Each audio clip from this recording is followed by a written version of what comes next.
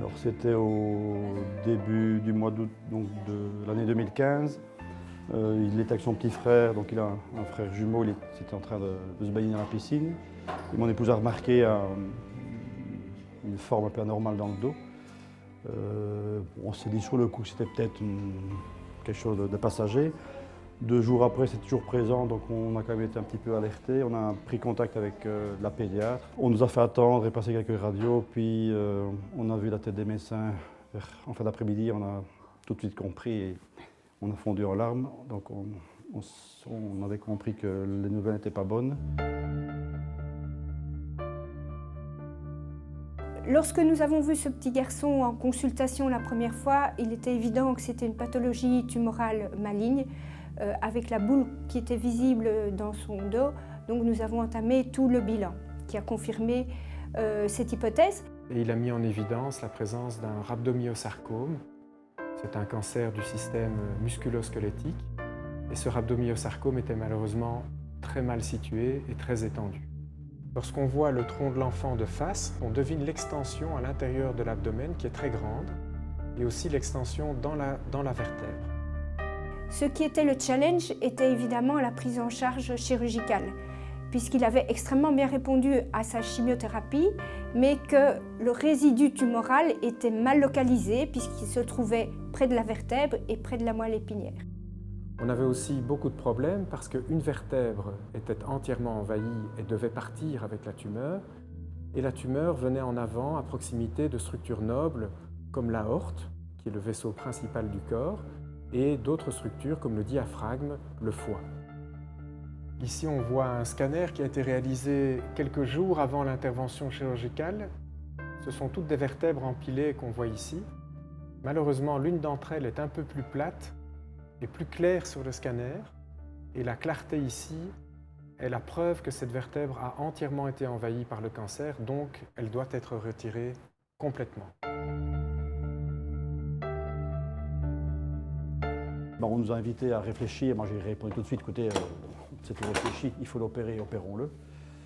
Et donc l'opération s'est déroulée de mémoire, je ne me trompe pas, le 30 novembre et le 1er décembre, donc 2 jours d'opération.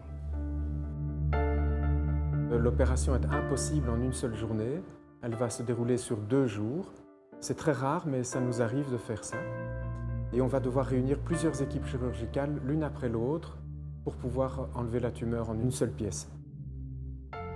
Alors enlever une vertèbre entière et reconstruire la colonne, c'est quelque chose qu'on fait chez l'adulte, mais qu'on n'avait jamais fait chez un enfant immature, un bébé. Et donc on a dû adapter la technique chirurgicale pour que ce soit réalisable. C'est une première mondiale chez un nourrisson. Pour réaliser cette intervention, nous avons fait réaliser en plastique un modèle en 3 dimensions à taille réelle de la colonne vertébrale du bébé. On a réalisé sur le modèle, comme on le fera chez le patient, une fenêtre pour pouvoir disséquer et accéder à une structure interne de la colonne qu'on appelle la moelle épinière. Évidemment, toute la difficulté est d'enlever entièrement la vertèbre sans blesser la moelle épinière.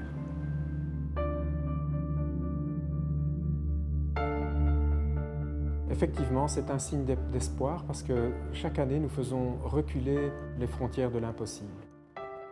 Aujourd'hui, pour certains patients, pour certaines bonnes indications, on est en capacité d'enlever une vertèbre. Il y a encore quelques décennies, on pensait que quand le cancer était dans une vertèbre, le patient était inopérable et condamné. Le pronostic de ces enfants est généralement excellent puisqu'on guérit actuellement plus de 80% des enfants avec des pathologies tumorales, contrairement aux patients adultes. Cette prise en charge, évidemment, doit être multidisciplinaire. Donc, elle doit impliquer non seulement des pédiatres oncologues, elle doit impliquer également des chirurgiens et également des radiothérapeutes si cela s'avère nécessaire. Donc oui, il a remarché rapidement, il joue avec son frère d'une manière tout à fait classique.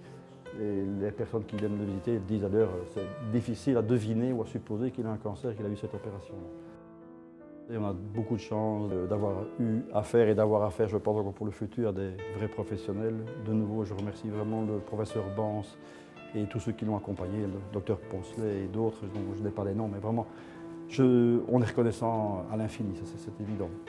Actuellement, ce jeune patient a terminé ses traitements, donc a terminé son traitement chirurgical, a terminé ce traitement de chimiothérapie, mais on doit également le suivre de manière à s'assurer que les traitements qu'il a reçus n'entraînent pas des séquelles au long cours et que plus tard il puisse mener une vie tout à fait normale, comme vous et moi.